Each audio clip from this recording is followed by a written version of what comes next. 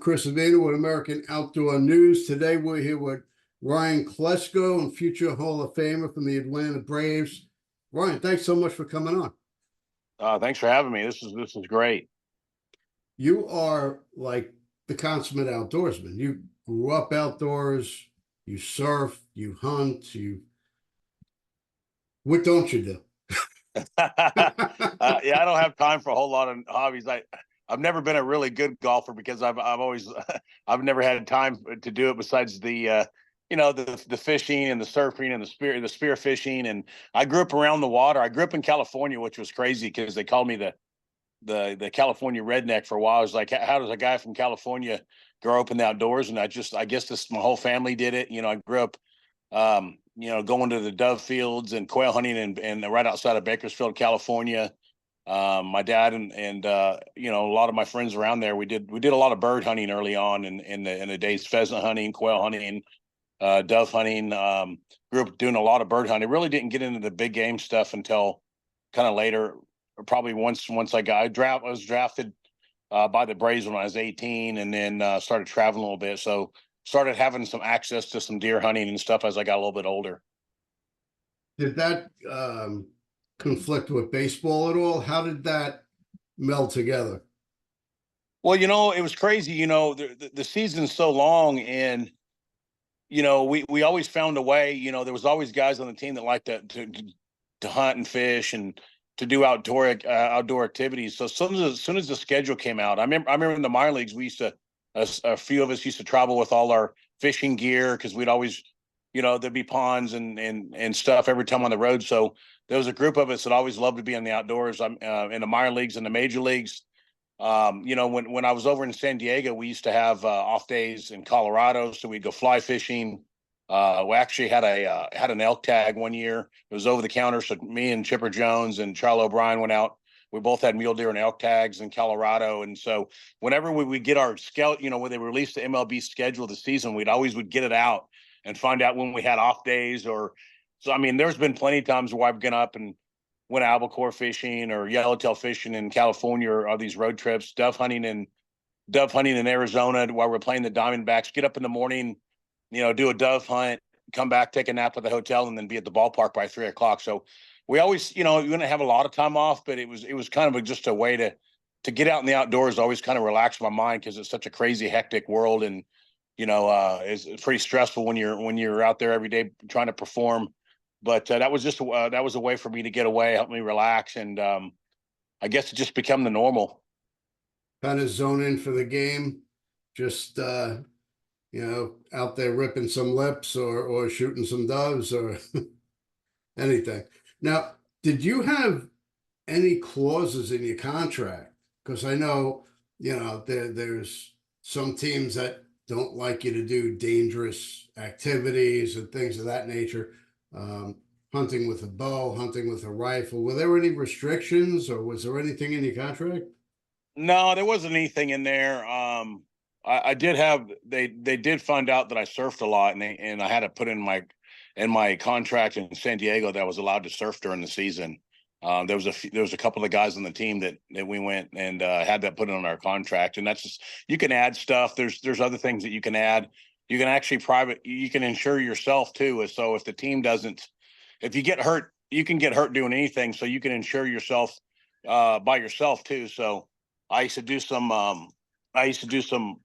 stuff with the police, and we used to do undercover search rage I used to volunteer in the off season when I was younger. A friend of mine worked for the SWAT team, so I used to do that. So I insured my body just in case I got hurt doing that. I would have enough to live on, for the rest of my life. But so, yeah, I guess I'm an outdoor guy. I love being in the outdoors, and we had some really crazy times, some fun stuff, even during turkey season too. I remember we went during turkey season. That's when the season we kicked off, and we'd be down there when we were with the Braves. We used to have spring training all around in Florida, so that was prime time for when turkey seasons opened up. So there were times where I'd bring a turkey in the clubhouse, and after a morning or an afternoon, I'd bring a turkey in the clubhouse and cook it up for the guy, wild turkey, cook it up for the guys for lunch or dinner. So you're a chef too? Oh yeah, love cooking. You're gonna have to keep an eye out for my cookbook that's coming out. Oh heck yeah. Yep. I just gotten in. One of my dad's best friends was a wild game chef, and I learned a lot. I learned a lot from him over the years about that stuff too. But Marquise Grissom and I, one of my teammates, used to go out and do a lot of crappie fishing too. So when I'm fishing, that's they call it crappie. I call it crappie, and the southern people call it crappie. They call it white perch. What do they call it up there where you guys are at? We call them crappy. Do you? Yeah. Yeah. I think north, Minnesota and stuff. I think they call them white perch. There's so many different sakale in Louisiana. I think they call them sakale in Louisiana. So there's a lot of names for one fish. It's kind of like the mahi mahi, Yeah. dorado, mahi mahi, all that. So, but it's funny. First time that some said we're going to go out fishing for white perch, I was like, well, "What's that?" I figured out was the same thing. Now, you've introduced a lot of people into the outdoors that never hunted before. Uh, now, before you bring somebody out, do they have to like kiss your World Series ring, like the Godfather of the outdoors? And Oh no, man! I just someone did it for me, and I do it for them. But I think out of all the crazy stories, the stories about introducing people in the outdoors, I think it was Barry Bonds was the one that sticks out the most. Barry, my last year playing with before I retired, Barry and I were teammates in San Francisco, and I got him into archery hunting. Took him on some trips. We shot skeet here at the farm. I'm actually at my farm right now in South Georgia, and took him out shooting skeet. He never shot a gun before. He never shot a compound bow, and got Barry into hunting that year. And after he broke the all-time home run record, he took a huge mule deer. I think it was 192-inch mule deer, and he looked at me. We were up in Colorado. And he looked at me and says, "Is that a big one?" I said, "Bigger than anything I ever shot." So I said, "For your first one, you're pretty dang lucky." So, it was cool teaching Barry because you get a guy that's never been in the outdoors. We use terminology in the hunting outdoor world, and I remember us walking across, and we were up in Colorado, and walking across the top of the mountain, and I kept telling him, I kept telling him, quit skylining yourself, quit skylining yourself, because you don't want to get at the top of the ridge and skyline yourself so the animals can see. And he goes, "I don't know why you keep yelling that. You're under the impression that I know that what that means." They go, "I don't even, what does skyline even mean?" So just so you got when you bring new guys in the outdoors, you can't assume that they know the terminologies of the outdoor world. But Yeah, um, yeah, it's crazy. Once I took him to the you ever been to the SHOT Show? every year. Yeah, so I took Barry to the SHOT Show one year and walked around, and within 2 days he had more guns and bows and more stuff in his locker. I was like, it was crazy. And over the years, Stone Cold Steve Austin, a good friend of mine, former wrestler, spent a lot of time down there at the SHOT Show with him, and a lot of outdoor people loved. A lot of country singers, a lot of athletes loved the outdoors, and so there's a true bond there. To this day, I still get calls from people while they're on the road that are still playing in professional sports and asking me if I can find them a place to fish or hunt. And I try to always oblige if I can. And it's funny. A lot of the pitchers, they all like to go golfing, and they'll have their little black books with all their golf courses and all the contacts names and Sure. where they go. Mine was all my hunting and fishing spots. And I developed a lot of really good friendships over the years all around the world. So it was a true blessing for sure. Now, you hunted with Kevin Costner. Now, I did. when he was in camp, was he more Dances with Wolves or Yellowstone? Oh man, that's a good one. He was just laid back. He's a true conservationist. He loves the outdoors.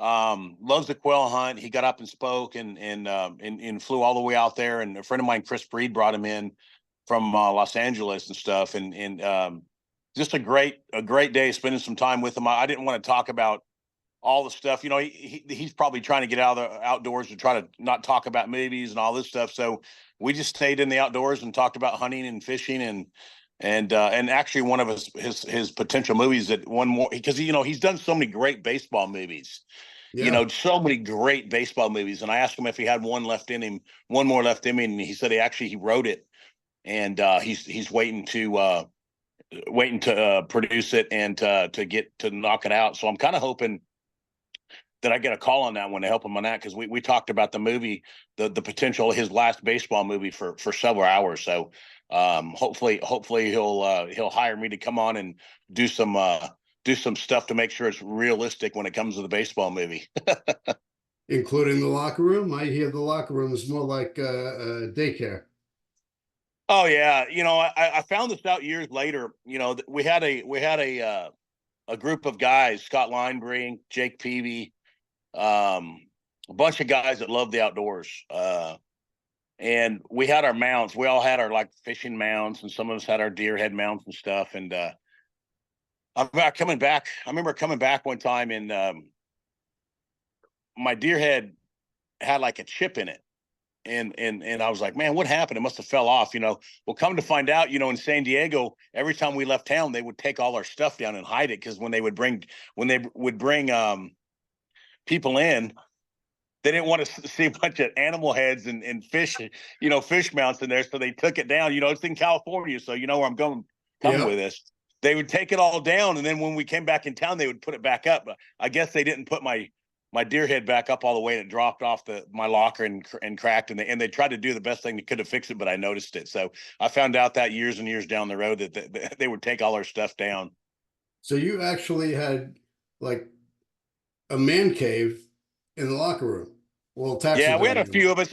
We had a few of us that, like one guy had like a 10-pound bass, and one guy had a mount. So we all had one little thing. It's not like you have this big locker room. We just kind of put it in your locker. A lot of the guys had fish mounts and stuff like that. So yeah, we had our own little. They call it our own little redneck row down in San Diego there for a while. Now, getting into your conservation, what role do you believe that hunters play in the broader conservation management, and how can they contribute more effectively? Well, I think it's just knowledge of the system. I think people, once you realize that the most contributors and the highest amount by any means is the hunters, right? So how does that mean? What does that mean? That means that all the purchases of hunting licenses and boat license, boat registration, and the amounts of money that goes back into conservations to help us study the fish, the deer herd, elk herd, that we're the hunters are the largest contributor. So so it keeps everything in check and force. I'm on the board with foundation board with National Wild Turkey Federation. And if it wasn't for that group alone, we wouldn't have turkeys. And I mean, we have turkeys in almost every state in around. And if it wasn't for the NWTF going in and getting turkeys and relocating them to all these other states, we wouldn't have that. So a lot of the money and the purchases and a lot of that stuff comes from hunters. And it's not all about just, people that are uneducated or haven't studied enough. It's not all about just killing animals. It's about harvesting and eating the animals, and conservation, about giving back and making sure that the herds are healthy and getting studied the right way, and so there's a lot to it. There's a lot that I learned, a lot that I learned over the years with a lot of these organizations. So it's some states bring in hundreds of millions of dollars in hunting licenses and fishing licenses and boat and registration for boats and stuff. So that money goes back into the system to help everything keep equal and keep it healthy. Now, you've managed habitat even on your own property. It's habitat restoration and conservation. How have you seen the changes in your own property in your wildlife management? Well, I mean, it's just a matter of kind of what, again, learning the process, learning the bedding areas, and learning what quail thrive on. And I've had several properties that have been in the conservation, that put in conservation and quality programs for just even there's programs where we're spraying invasive species of weeds and sweet gums and beetles if you're out up in the Rocky Mountains for the beetles. And so there's a lot to be done, a lot to be studied, and from all these different great organizations out there. So I just try to listen to them. I've learned a lot from several other people over the years about, just keeping that what it is, and try to do the best you can. And there's some great programs out there that'll help subsidize people that own farms and ranches all over the United States to do that. You just have to find them. Yeah, I've seen that changing the landscape or reintroducing um, plant life or certain species, there's a whole trickle down effect, and it affects the whole ecosystem from the insect all the way up to the big game, the elk, the deer, the wild hogs, or whatever it might be. Uh, the smallest change will affect everything. Yeah, yeah, exactly. And something that we've tried to find out. There's a lot there's a lot of change in the last several years. I think it started at quail at first because Georgia and South Carolina and North Carolina had a lot of a wild quail population, and has diminished heavily over the last 25 years, 30 years, and we're starting to see that with turkeys now too. And so and there's a bunch of different scenarios out there, and that's why the organizations are trying to do the best they can in research, and it could be a combination of things, and you can put 10 different experts in the room, and they might have 5 or 10 different things to throw at you, but I think it's a combination of things. On the farm that I'm at now used to have a ton of wild turkeys. We never overhunted them. We trapped. We did everything we could, and the turkey population in the state of Georgia is down greatly, and as long as it also in a lot of other states. So there's lots of different things that we're trying to do to study that. I think, in my opinion, a lot of it has to do with the red ants, the ant beds. There's been some studies to where if you put like a baby chicken down on the ground that's fresh born, uh, if there's a red ant pile within 10 feet of it, the baby chicken's killed within like a half of a day. So and so there's all kinds of different things out there. So the main thing is to study it, do as best you can as you do, and figure out what the problem is, and go from there.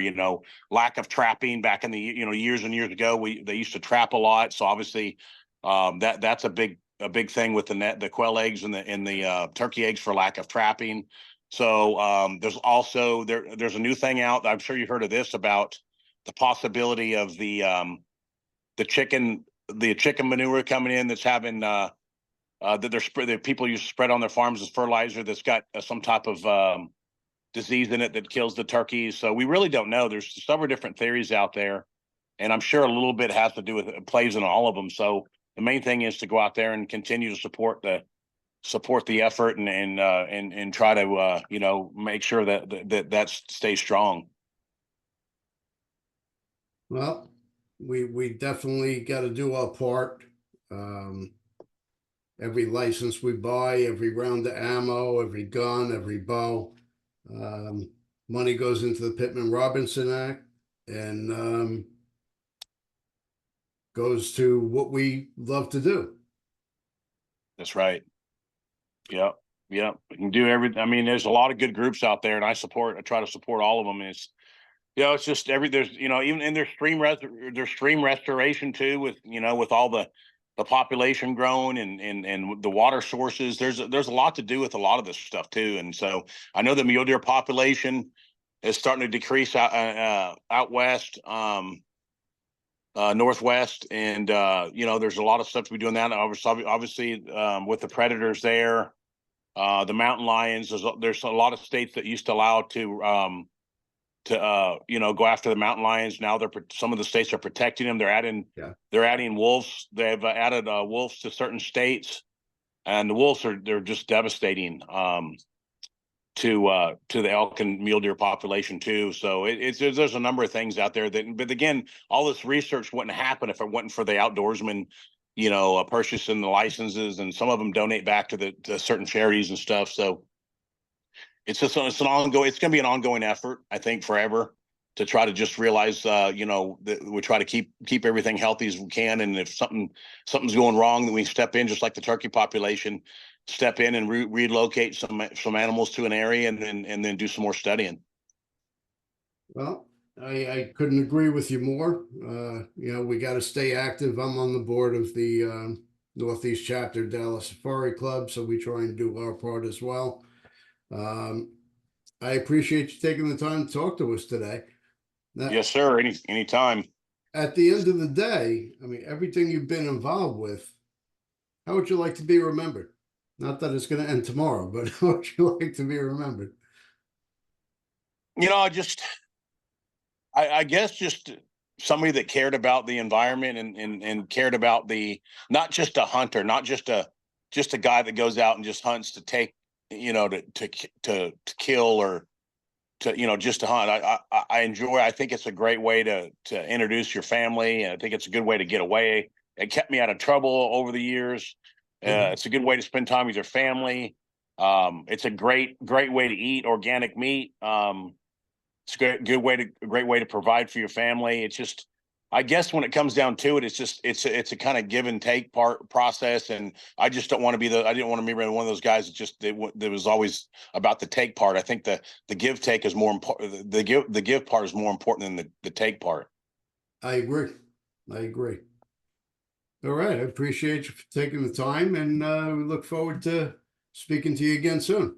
Yeah, I'm heading off to New Mexico this week, so I got some friends coming up, and we're gonna be archery hunting up some elk with some good friends of mine. A couple of guys have never been before, so looking to get their first elk for them. So I'm excited. I was out there packing all my stuff and washing it and all the nonsense stuff right now. The rituals we go through. Oh yeah, oh yeah. You know, it's nothing better than a good elk steak on the fire. I agree. I have a couple recipes coming your way.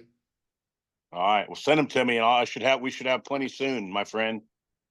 All right. Thanks again. Yes, sir. Anytime.